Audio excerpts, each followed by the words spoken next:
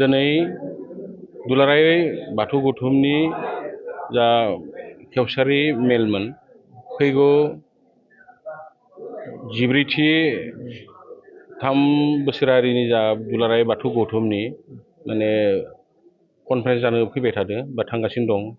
दा बिखौ लानानै मानगोनां दुलाराय बाथौ गौथुमनि जा माने बिथोनाव सानजा तामुलपुर जिल्ला बाथौ गौथुमनि गरेस्वर आनसलिकनि जा दिनै नैबे गरेस्वर आनसलिकनि जा बाथौ थानसालि सिङाव जा माने बानजाय आफाद दानाय जाबाय। बे बानजाय आफाद दानायाव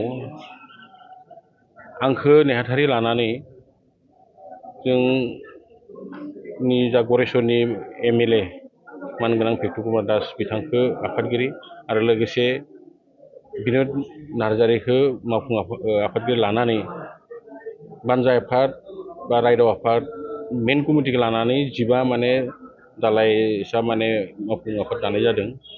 गिबियावनो बाथौ मानगोनां बाथौ दैदेनारि बिथांमोननिसिम आं धन्यबाद जासिबाय, गोजोननाय जासिबाय, हामलायनाय जासिबाय।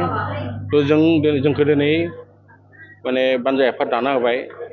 बे बानजाय आफादाव जोङो रिसेपसन हिसाबै मावनो गोनां बहुद दायित्व थाबाय आरो बे दायित्व हिसाबै आं गासै रायजो राजा मानगोनां बाथौ धोरोमारि बिथांमोनखौ आं गुरै खावलायनाय जायो जाहाथे मानगोनां बाथौ गौथुमनि जा सानब्रै मिथिनायाव सानब्रैनि हाबाफारि लागोन।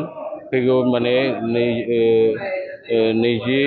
2027 मायथाइनि जा फेब्रुवारि गिबि माने सप्तायाव जानो थांगासिनो दं सानब्रैनि हाबाफारि लानानै।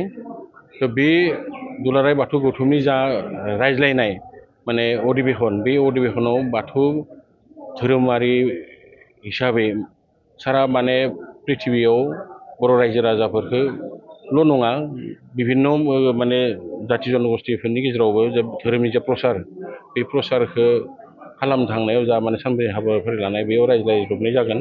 बेयाव बिभिन्न जायगानिफ्राय मानगोनां धोरोमारि बिथांमोना रायजो राजाफोरा फैगोन।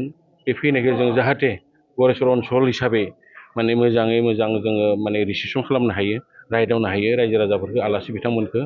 बे रायदावनायाव माने रिसेपसन खालामनायाव अकल आंनिल' नङा माने गोबां मावथिफोरा माने बेयाव माने बाहागो लानांगोन आरो रायजो राजाफोराबो जाहाथे माने रायजो राजा बिथांमोनखौ आं गुरै खावलायनाय जायो जाहाथे बे रिसेपसन खालामनायाव रायदावनायाव रायजो राजाफोरा जाहाथे जोंखौ रिसेपसन कमिटिखौ जाहाथे सहाय खालामो, सहजुग खालामो, हेल्प खालामो, बेखौ आं गुरै खावलायनाय जाबाय।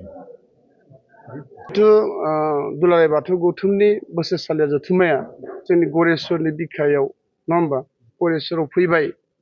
बेखौ खुंफुंनांगौनि थाखाय जोङो गरेस्वर हालामनि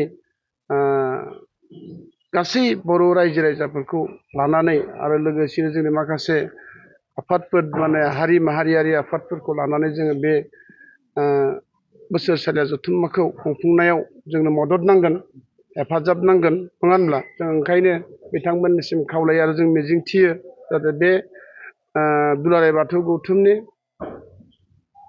खुंगा 14थि बोसोरसालिया जथुम्माखौ मोजाङै खुंफुंलांनो हायो। बेनि थाखाय आरोबाव फिन खेबसे आङो गोथारै गरेस्वर बियाद दुलाराय बाथौ गौथुमनि जानानै गुरै खावलायहरनाय जाबाय। गोजोन्थों।